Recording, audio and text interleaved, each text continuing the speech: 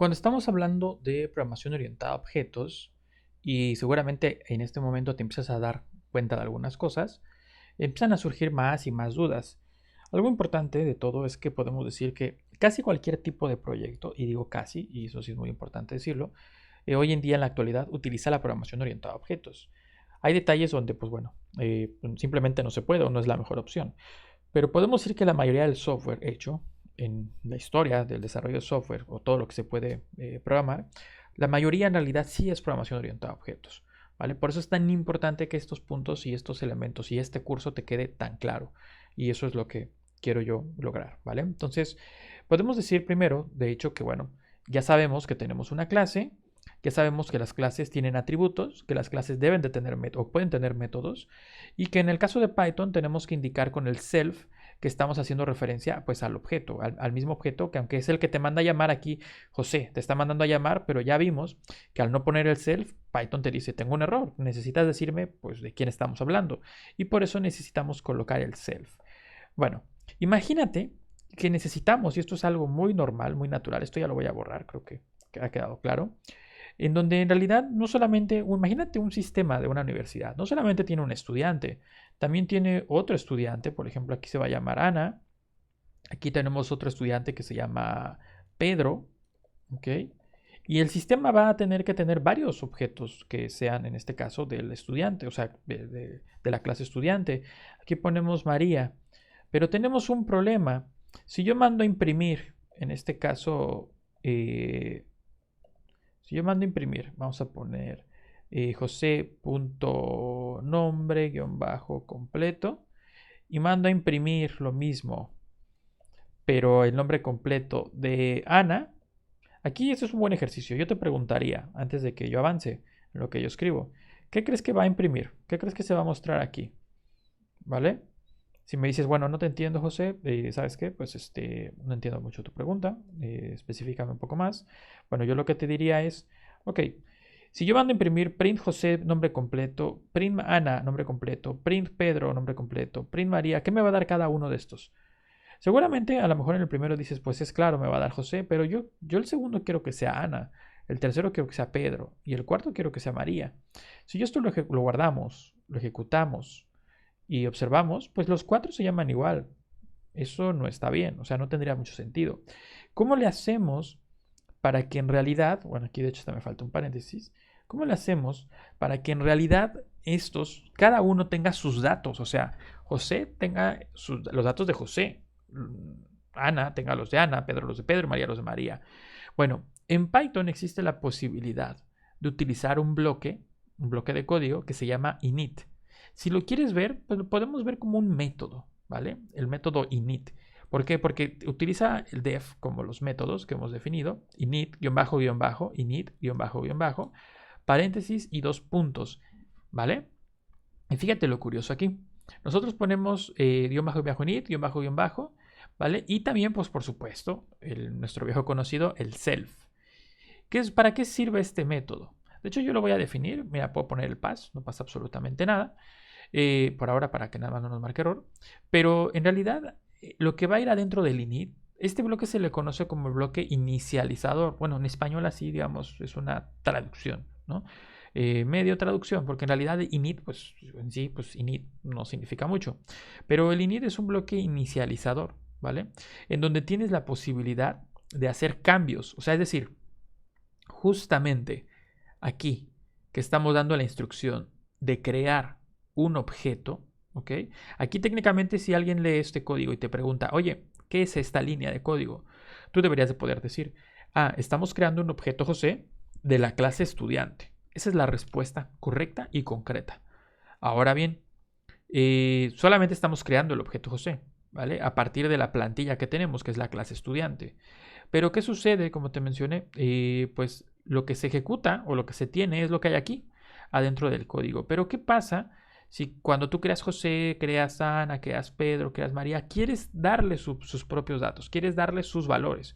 Bueno, el init nos permite hacer una modificación, es decir, el init está como, digamos, un segundo antes de crear en sí el objeto. Bueno, no, de hecho, cuando estamos creando, podemos hacer un cambio en los valores. Entonces, fíjate lo que voy a hacer. Para tú poner un nombre distinto aquí, pues lo ideal sería que cuando tú creas José, pues me lo des, me digas, oye, ¿y qué nombre quieres que le ponga a este estudiante? Entonces, para eso nosotros ponemos aquí coma y como ya lo habíamos hecho en las funciones, lo pidamos por parámetros. Por eso, de nueva cuenta, repito, por eso es que vimos antes las cosas como estaban, porque ahora, pues ahora te va a ser mucho más fácil entender todo esto. Tú aquí pones, por ejemplo, coma nombre, ¿vale? Es un parámetro que estás pasándole, en este caso si lo quieres ver como una función, bueno, ahora no importa, le decimos que es una función, y adentro recuerda que lo podemos utilizar. Entonces yo lo que haría aquí adentro sería hacer algo como esto, self.nombre-completo va a ser igual a nombre, ¿vale? Y listo, eso lo acabamos de hacer. Si yo ejecuto ahora este código, fíjate, quiero que observes, nos marca un error y nos dice, oye, aquí pasa algo, nos falta un argumento. Entonces, lo que sucede es que cuando tú mandes a llamar estudiante, le tienes el self, acuérdate que el self viene por defecto, el self no lo tienes que especificar. De hecho, si te das cuenta, no lo hacíamos. O sea, le estábamos pidiendo el parámetro self, pero en realidad nunca se lo enviamos. Esto quiero que te quede claro. Nunca enviamos un self, nunca enviamos nada. El self simplemente lo teníamos que poner aquí. Eso acuérdate. Eso ya lo habíamos visto. Pero lo importante es que ahora tenemos dos parámetros. El self, decíamos, es por defecto. No pasa nada. Pero el nombre sí, el nombre ya tú lo estás pidiendo. Bueno, yo lo estoy pidiendo. Entonces necesitamos pasarle el nombre. Entonces, aquí en nombre completo podemos dejar esto vacío. Y aquí podríamos poner entonces el nombre completo que queremos que tenga José. Podemos pasar el nombre que queremos que tenga Ana. Podemos pasar el nombre que queremos que tenga Pedro. Podemos pasar el nombre que queremos que tiene María. Ahora le damos guardar, le damos ejecutar y fíjate, ahora sí, cada objeto tiene entonces el nombre que nosotros le estamos pasando antes de inicializar el objeto, antes de crear el objeto. Todo esto gracias al bloque init. Entonces, en otras palabras, el bloque init es nuestra puerta de entrada para cambiar los valores y los elementos que necesitamos que tenga, en este caso, el objeto. No solamente nombre puedes cambiar, de hecho, fíjate, directamente a todos les voy a poner la edad, vamos a ponerle self.edad y a todos les voy a poner la edad de 100. ¿Ok? Vamos a darle, bueno, tendría yo que entonces ejecutar, además de José.edad, aquí ponemos Ana.edad, aquí ponemos Pedro.edad, me falta la coma otra vez, y aquí ponemos María.edad. ¿Okay? A los cuatro lo estamos también mandando a imprimir la edad. Vamos a ejecutar. Vamos a ejecutar y me está, mira, 100, 100, 100, 100, 100. Perfecto, ¿vale? Está bien, está correcto. Nosotros le pusimos aquí el valor de 0, pero el init se tiene que ejecutar. Date cuenta que es un método este. Y en ningún lado, o sea, estamos indicando que queremos ejecutar el método. ¿Por qué? Porque para ejecutar el método, fíjate, tenemos que poner el nombre del objeto, José, punto, y por ejemplo, reprobar. Si yo no pongo punto reprobar, no se va a ejecutar esto.